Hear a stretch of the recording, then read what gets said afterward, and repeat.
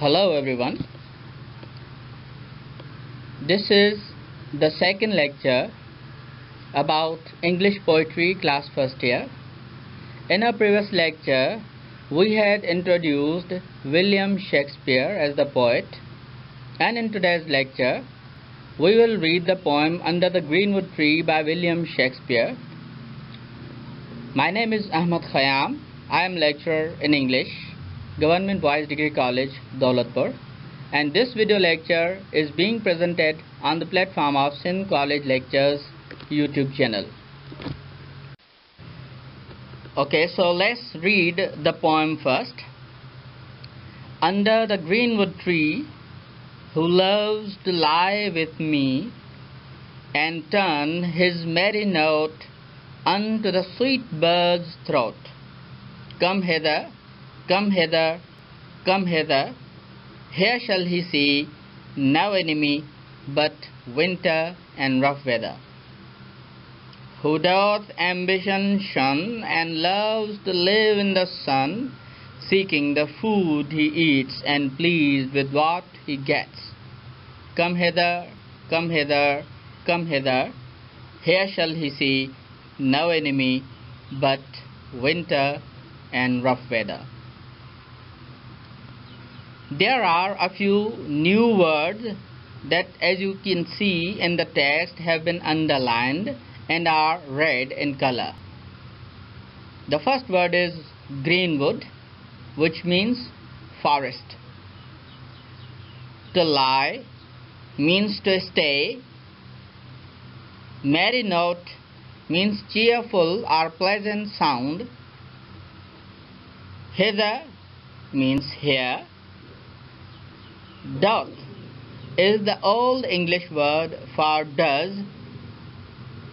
Ambition means desire. Shun, to ignore or to wave off something. And finally, we have the last word that is actually a contraction of two words, that is I apostrophe the, which is actually in the. This type of the technique a poet uses to make the poetic lines be balanced.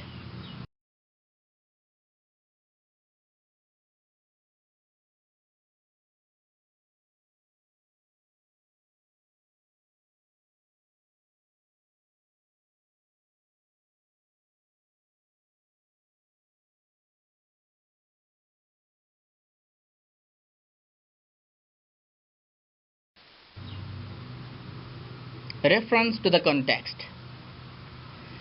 This poem is sung in the first act of famous drama of William Shakespeare, As You Like It. It appears in the forest of Arden, where Duke's brother seeks the shelter after having been expelled by the Duke. A group of noblemen sings along with Duke's brother.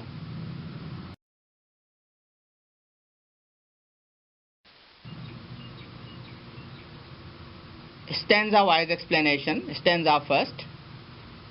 Under the greenwood tree, who loves to lie with me and turn his merry note unto the sweet bird's throat.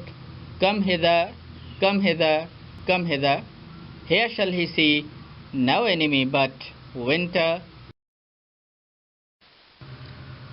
Explanation of the first stanza. In the drama, as the Duke's brother was exiled out of his city by no one else but his own brother, he had therefore a vast experience of the palace and the blood relationship. He had experienced that his own brother in the human society turned out to be the bitterest of his enemies, and he became his deadly enemy. Hence, he reminds of the tortures of his life inside the palace and the life in the exile in the forest of Arden. He believes that the life in the forest is more comfortable as there are no enemies. He invites his fellow men by telling them the pleasures of life in the forest. He says that whoever wants the birds to sing his beautiful song through their throat, he must come to the forest. In the forest, there is no enemy, as in the human society there are many people, enemies of one another. But in the forest there are only hardships of winter and rough weather. Otherwise, life is free of every kind of tension.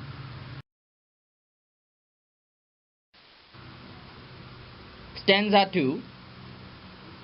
Who doth ambition shun and loves to live in the sun, seeking the food he eats and pleased with what he gets?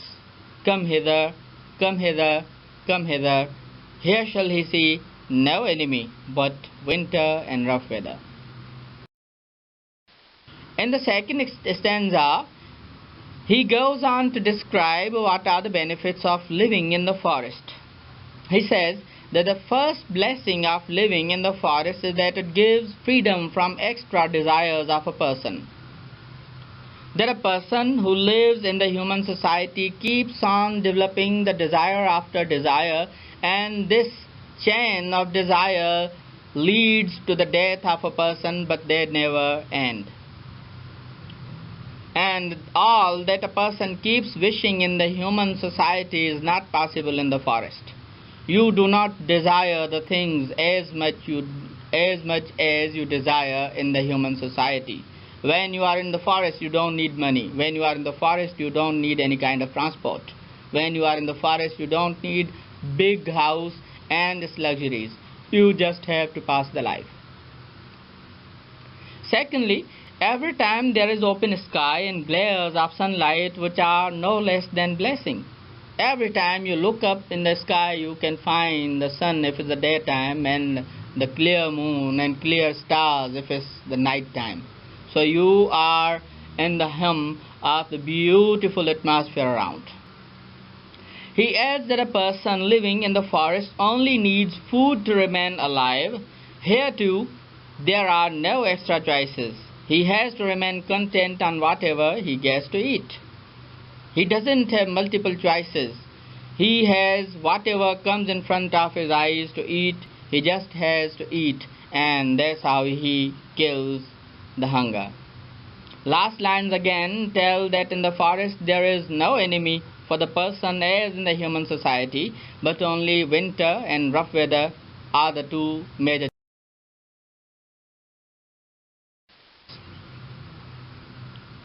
What is the lesson for the reader? In this poem, the poet William Shakespeare expresses his emotions regarding the life in the forest. According to him, the life in the forest is closer to nature and free of every kind of envy and cruelty. A person who lives in the forest also becomes able to ignore his extra desires and looks for the food to eat. In this matter too, he remains satiated when he eats whatever he gets from the nature. But he has to bear upon his head the rainy weather and winter, as the tree may not provide perfect shelter from them. But even then, according to Shakespeare, this life is much better than the life in the human society. Before closing this discussion, ask yourself these 4 questions. Question number 1. What does the poet mean by Greenwood Tree? Question number 2. What is the difference between living in the human society and living in the forest? Question number 3. What are the charms of living the life in a forest? Question number 4. What difficulties does the poet tell to the person living the life in a forest? Thank you so much for now. This is presented by Ahmed Khayam, lecturer in English, Government Boys Degree College, Daulatpur, on the platform of Sindh College Lectures, a YouTube channel created for the students of Sindh colleges to learn from their teachers as a part of e-learning